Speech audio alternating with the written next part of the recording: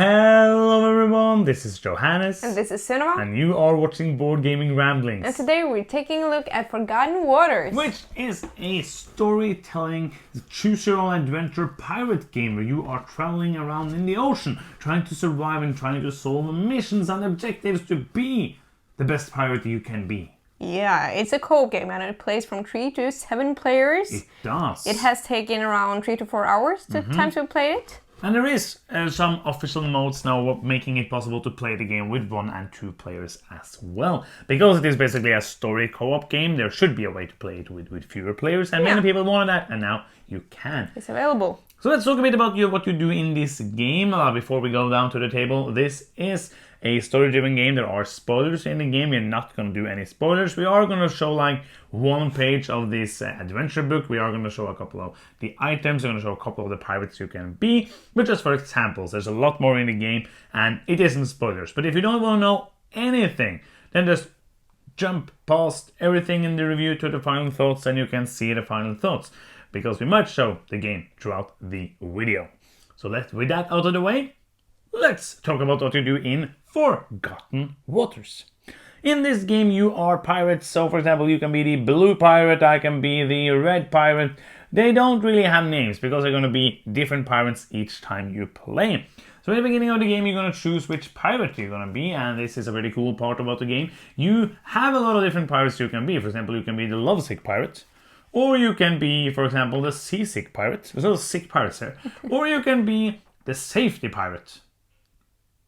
There's nothing like a safety pirate, I think. Yeah. Like this, pirates and safety doesn't come hand in hand. And these have their own backstory, which is pretty cool. So the pirate you choose will kind of dictate, if you play it by like a role-playing way, it will dictate a lot about what things you choose, what kind of name you want to have, and what you're going to do throughout the game. And you're going to have your own story throughout the game, and you're going to have your own ending depending on how well you did throughout. We're not going to do like a full rules thingy, so I'm just going to go and gloss over that. We're going to probably talk a bit more about that, what we think about that in the gameplay. So the gameplay is super simple. It's basically a worker placement game with one worker. Every round you're going to be on one of these story pages, and you're going to set a timer, and then you're going to do in infamy order, which is basically turn order. You're going to place your pirates out doing different actions. Some of these actions you have to go to, some of the actions only one player can go to, and some more players can go to. When you're playing fewer players, some of these that you have to go to will happen automatically, so you don't have to spend actual workers on that, because that would be horrible and make the game very hard to win. So you're going to do that. This part of the page is basically telling you what the actions are, and the reason for the timer is that you're not going to sit and read through the actions and see what's happening. So what we like to do is actually to put something over this, so we're not looking at the outcome, because this is one of the few games where I would enjoy that, where actually I don't care. Like I see, oh, I'm going to chart a course, and I can see some things. I can see what I need to do a skill check on, or what I'm probably gonna, or I might get. And when you have chosen the actions, you're going to go through the actions, and that is basically the game. So one thing that is super important is that this game uses an app, because the app is almost, I would say, 50, 60, 70% of the game. Oh yeah. Because the game is story driven, and this is amazing. I'm going to say it already because it's kind of an overview. Everything is voice acted. That is cool. We're going to tell you what we think about the voice acting, but kind of jumping ahead, voice acting, everything that you have to read in this game, almost every single thing is voice acted. So you're going to play this game, moving the part, doing actions, moving the ship around, meeting different, finding islands, fighting ships. You're going to try to do a objective. We haven't put out an objective, it's going to be over here. And you're going to try to fulfill different objectives throughout the game. Halfway through the game, it's going to say, you have finished part 1. Do you want to continue, or do you want to save the game? You can then save the game, or you can play the rest of the game and just continue playing it. And that is basically the overview, because there aren't a lot of things happening in this game gameplay-wise. It's basically do an action, see what happens, usually roll a die, hopefully get something better than a 1. Natural 1, the best thing to roll in a game. And yeah, isn't that basically the overview? Yeah, that is basically the rules. But it does need a rulebook. It does. Dun, dun, dun, dun. This rulebook is 8 pages long, which is not a very long rulebook. And it has a lot of pictures. Like the 2 first pages are just the different components. And then the next page is setup. That means that page 5, 6, 7, is the rules. So 3 pages of rules basically, because what I told you is almost all of the rules. So I will say this rulebook is pretty good. There's nothing a lot to say about it because it's too short to be able to be very bad. And that is basically the rules of the game. Yes. So let's talk a bit about the artwork and components before we dive into the gameplay. So what do you think about art and components here? First of all, I love the location book, adventure book. I don't know what it's called, but each of the pages look kind of like this. It's a illustration of where you are, and there are some actions with some keywords and some symbols. They're pretty easy to get into. Yes. And then there's what you're actually going to do, what you need to roll to get the certain things you need. And this both is very handy. Yep. It works very well, but it's also, I like that it has this whole page that actually sets the mood. Yeah. I like it. Like a full page of very good artwork. Yes, and most of the time this is actually a pretty simple one, but you can see like small details on it and be like, oh, we're here now, this is exciting. But other than that, there are good quality on the cardboard. There are nice little cool dice, and I just like it overall. Yeah, I will say like there isn't a lot of artwork in the game. It is basically those full pages that are really, really beautiful. And beside that, there are some small artwork, and like even these small ones are really good looking. Like it's a small version of like could be something that you can find in one of the big pages, and I really like that. And I really enjoy that you have these one are kind of special tiles, and this isn't laid out for a scenario. This is just randomly laid out.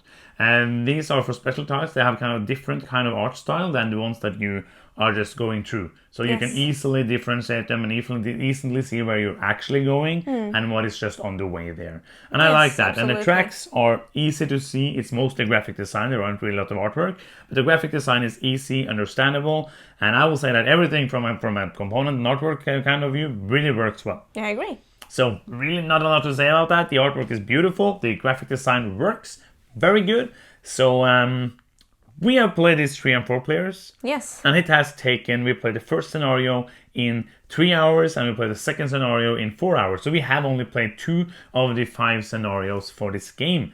There are 5 scenarios and we're going to talk about like, can you replay them later? But I didn't want to rush through playing all of them because I agree. I would like to play this again another time, and maybe not for a little while because we know play 2 of them pretty close by and wait a bit to play the rest one. So that is kind of the reason why we didn't rush to play all of them. I feel like I can say what I feel about at least those 2 scenarios and the core of the gameplay I agree. in this video. But you know that we have only played 2 of the 5 scenarios. But player count wise, I think this is a game that you can easily play with the minimum player count. Yeah, which is 3 in the official rules. Is 3, or yeah. 1 if you want to play Yeah, solo. because we played it with 3 and I had a blast. And you get, when you play with 3, you get an extra dude, which the ones that has the most infamy has then an extra action. So it seems like it's kind of leveled out to match the player count. It's more focused on what you personally do when you're playing with fewer players, and that is fun. You get to experience and role play a little bit more with your character. But it's I can see it's more discussions and voices around the table when you're playing with more players as well. But I'm happy with a low player count for this game. Yeah, and I think that one of the reasons it works with more players is because you have the timer. Yes. You're not supposed to sit and think about, well, what action do you need to do? What action do I need to do? You're just going to take an action because you maybe have 30, 40 seconds to choose 7 actions. Yes. And I think it really is group dependent. Like some groups would love to play this with 7. I would personally hate it. And we have talked about this in many of these kind of videos about these storytelling games. Is that usually I would like to play them with us too, but this one I think this one might be better with at least 3 players. Yes. And I enjoyed it maybe even more with 3 than I did with 4. Yeah, me too. And it basically is down to the thing you say, that I will be able to do more and more things will happen to my character in a 3-player game than in a 4-player game. Yes, it comes down to that for me at least. And then I really want to talk a little bit about the gameplay and also the app. Okay, yeah.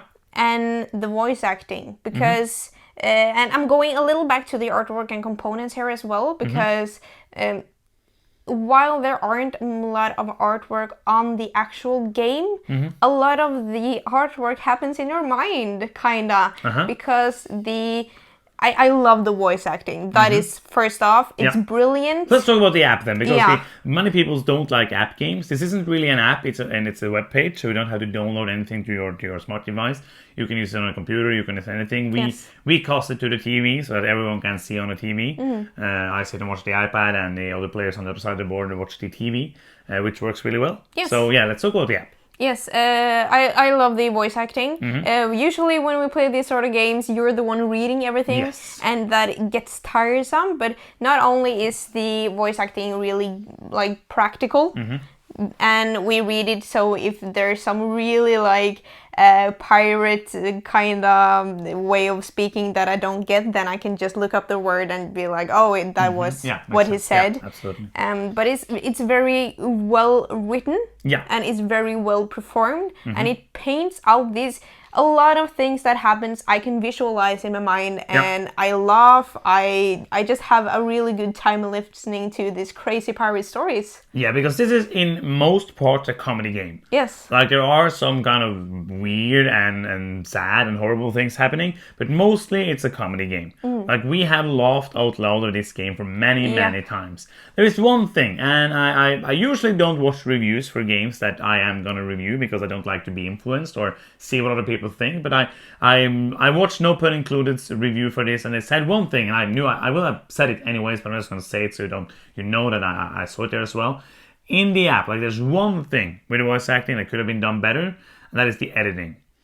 Sometimes they are a bit too close together, the cuttings, so that one character is not allowed to speak, almost finish his sentence before the next sentence happens. That's the only thing.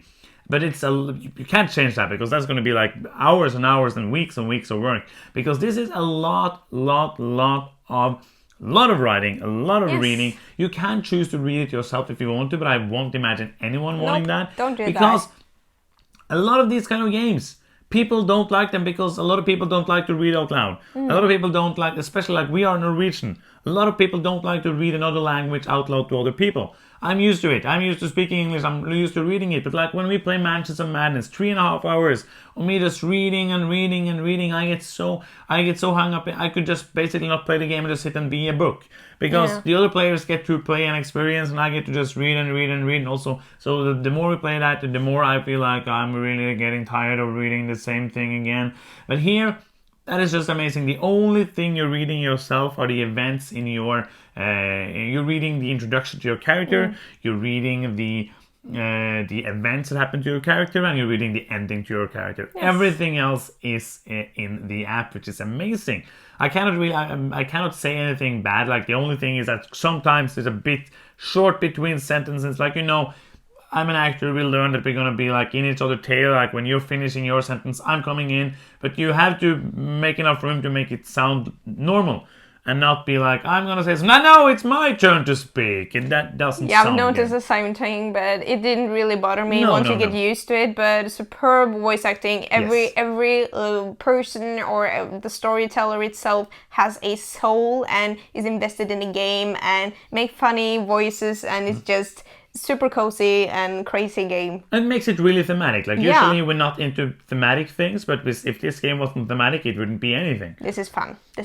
So yeah, we're talking about the app. Let's talk about the story then, because the story here is the most important thing, and after that we can talk about like the gameplay, if it's here. But let's talk about the story then. Like what you the first two scenarios. Have you enjoyed the story? I've enjoyed the story. It's not like I'm not sitting on hanging on a cliff, biting my nails, like really frustrated on what is gonna happen. But we've had some close call with actually ending the game. Not that it's super hard, but it feels a little like, oh, we really need to stock up some supplies now, or we are in trouble. And overall, I think the story is a little like crazy, and I really enjoy that. It's supposed to be that. It's made to be wacky. You can see the cover of the game. It's just made to be wacky. Yes. They're turtles with big eyes and spears. Like that just tells you it's wacky. One thing though, like the game is basically kind of the stories are basically two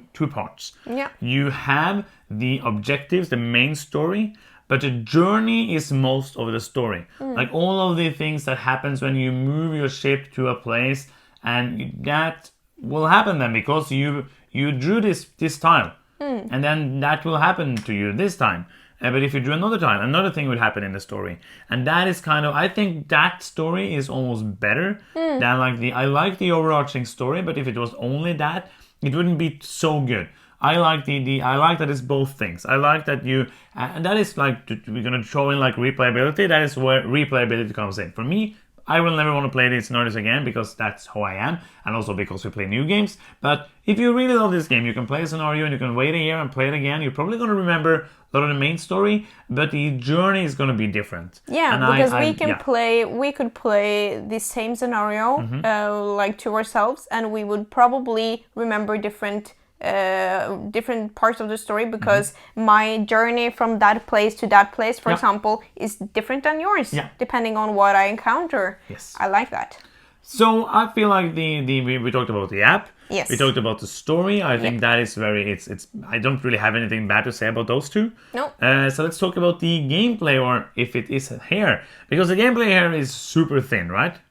Yeah, it's practically just very simple worker placement with some like D&D checks. Yeah. I feel like, and I'm fine with it here but if this was without a story, I would be bored to death, you know. But I like when we're encountering another ship. Then we need to load the cannons, we need to fire. It's thematic, we can lose crew, we can lose morale. We have to stock up on supplies. We have to feed the workers ourselves. It is there. It's crew, feed the workers. Feed the workers. Is a mechanism in this game. And you want to have a lot of infamy because you want to be able to do the coolest actions. It feels thematic and it feels enjoyable enough. Although it's so simple, but it's really simple. But this isn't made to be a heavy Euro game, obviously. This is a choose-your-own adventure game with skill checks. That is basically what it is. You're going to choose something. Most of the time you're going to roll a die, or you're going to choose a couple of actions, and that is the game. Yeah. But for me, that is what this is supposed to be. It's supposed to be a storytelling engine more than supposed to be like a game. It is a game, by all means, it's a game. But it doesn't have a lot of mechanisms, but I think that if it would have more mechanisms, it would be in the way of the part of the game that is amazing, which is storytelling. So I'm happy about this. One thing that the game does manage to do, because this is a crossroads game, like Dead of Winter was, and while this feels very piratey because it is a co-op game, but sometimes you want to do something to be better for your character, because you are filling in, like every time you reach a star, you get to fill in your star sign. You're getting far better and better endings for your character. So sometimes you're like, oh, we need to go there, but maybe I can have time to go here and do that action. You're looking very ugly at me because I did that a couple of times last time we played, and that is very good. That's very interesting because it is a co-op game, but you get that kind of piratey, and there's things that happen where I can duel other people to steal their items, and you get a lot of inside his stories made, like we are making stories between ourselves, which is amazing and very, very fun. I feel like they have managed to do the co-op it doesn't feel like it's semi-co-op, but it feels like sometimes I'm doing something that's better for me because I want that ending for my character, because I care for my character. I want something cool to happen to them at the end of the game, and I really enjoy how they managed to do that. I love almost anything about this game. Yes, I agree. I had a little slump in gameplay the last time we played, because I ended up we were playing 4 players. I ended up all the way back here on the infamy track, and I had to basically do the mandatory actions that nobody else needed to do. Yeah, and then it wasn't very rewarding for me. I didn't get to fill out a lot of my star sign because I didn't get what I needed. Didn't get any good treasure. It was a little boring. Yeah. So that is kind of the only thing I want to mention, is that if you want a lot of attention to your own character, you have to either rise high on the infamy track so you can do whatever you want, or play with nice people, or not play with douchebags that just go off and do their own things. It was everyone. Yeah. But also it happens fewer times when you're playing with fewer players, I think. Also, one thing I want... Were you done? Yeah. Yeah, one thing I want to add. I think for me, and we have talked about this in the past when it comes to time stories, I think I would have enjoyed the second scenario more if we played part 1 and then another time played part 2. But the problem would be that we didn't know when we were able to do that, so we kind of like, it felt like we kind of rushed it and it was a bit too long for me. Because I thought 2 hours was really nice, and then the last 2 hours were a bit of a slog until the ending, and we got a great ending for the game. But I kind of get that in co-op games sometimes when it goes on for too long. So I really enjoy the fact that they have that there are 2 parts. Yes. So after the first part, if that took 2 hours, 2.5 hours, 1.5 hour, whatever, you can say, okay, let's take a break. Like maybe play this tomorrow or play this next week.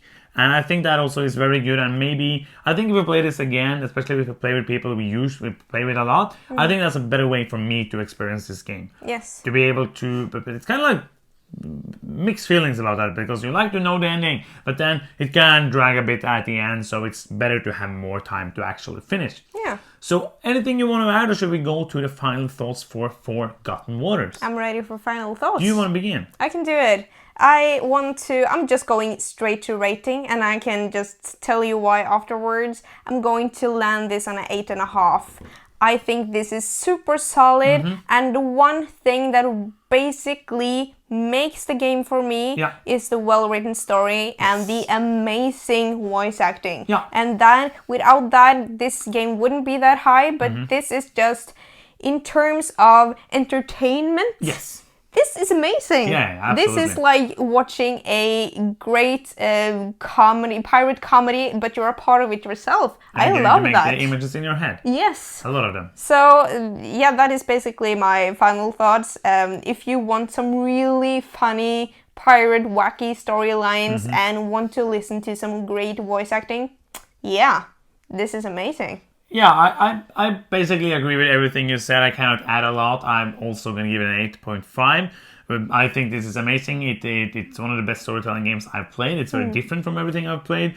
We haven't played any kind of pirate games, really, especially not story-driven pirate games. And I didn't know how much I enjoyed that story time, like that theme. Because you can do so much wacky stuff without the magic and everything that happens in this game. You can do a lot of the wacky pirate things happening, people having, like, I'm not gonna say anything, but like there's so much stuff that can happen because it's a pirate themed game. So I love this. If you have any interest in playing any interest in playing story-driven games, I think you should check out Forgotten Waters, basically. Yes. So that is the end. Yeah. This is a fantastic game. We recommend highly that you check it out. Yes. And that is the end of the video. Thank you so much for watching. I'm Johannes. I'm Sunniva. And you've been watching Board Gaming Ramblings, and bye-bye.